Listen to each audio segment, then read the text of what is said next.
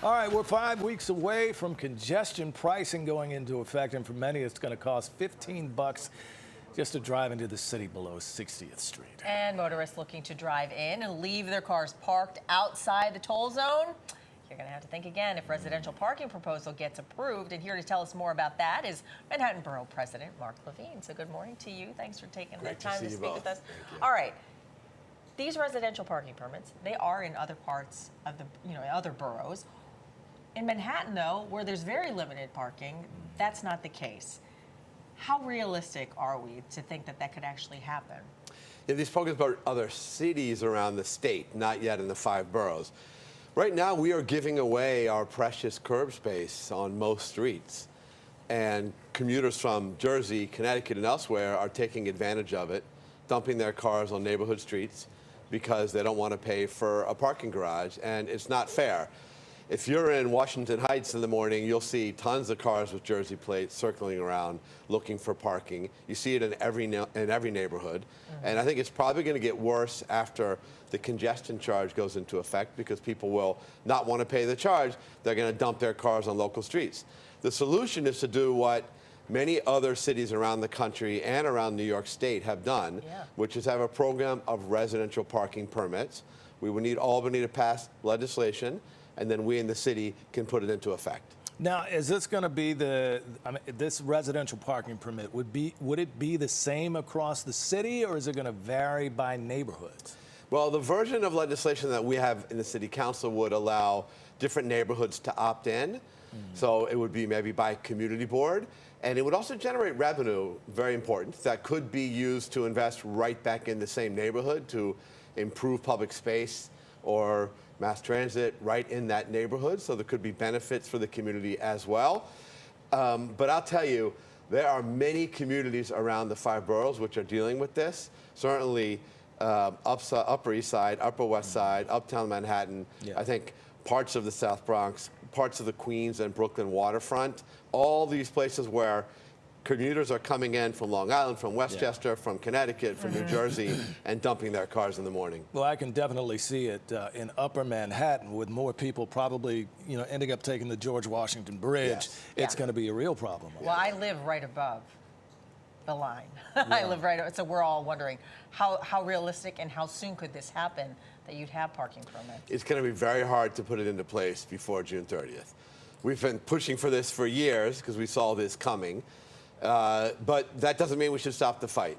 And it's a 2-step process, as I mentioned.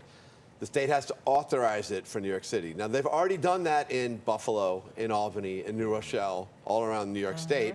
We just need permission for New York City, and then we, as a city government, can put the bills or put the policy into effect. Now, aside from congestion pricing, though, in a recent op-ed, you mentioned that this is going to help with enforcement of other violation issues like fraudulently registered vehicles, vehicles registered in other states, even ghost cars. Yeah, there's more and more vehicles that have either fake plates, obscured plates, fraudulent plates, no plates, and that is illegal. It's a threat to public order, and I think it's going to get worse now with congestion pricing.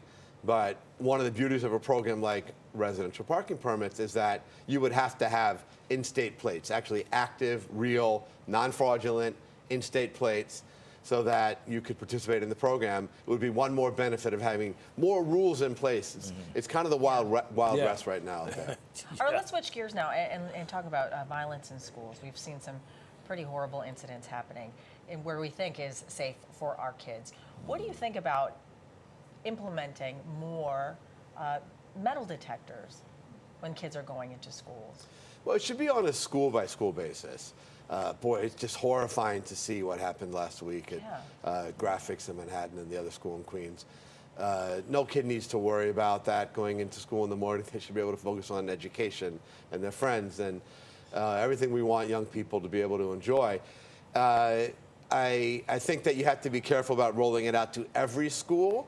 It should be based on the demands of the school community and an assessment by school safety. But it really is tragic to see incidents like this. I will say that the broader trends in school safety don't reflect the horrible incidents that we see in the news. That's not to minimize it. But I don't want kids fearing that every day they go to school that they're going to face these kinds of terrible acts of violence. All right.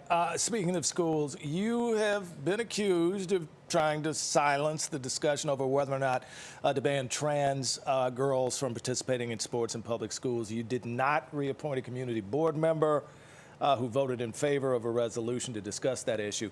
Let's talk about that. How do you respond to that, first of all? Well, I am on record expressing my absolute disgust at a resolution passed by Manhattan's largest school district, which targets trans girls in sports. This is nothing but an attempt to demonize vulnerable kids, to win some round in the culture war. This is a pre-K to 8th grade school system. This is not an actual real problem. If they cared about youth sports, maybe they would deal with the fact that there's schools in District 2 which have no gyms or no outdoor ball fields, but that's not really their point. They just want to get booked on Fox News. So yeah, I spoke out against it. I denounced it. And I think it's really disappointing that while many community boards who overlap with the district have passed resolutions denouncing this targeting of trans girls in sports, a notable exception is Community Board 5.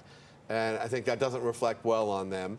But my values are very clear. I've been very outspoken about this. I'm going to fight for every single kid in our schools, every vulnerable kid, and of course, every trans kid as well.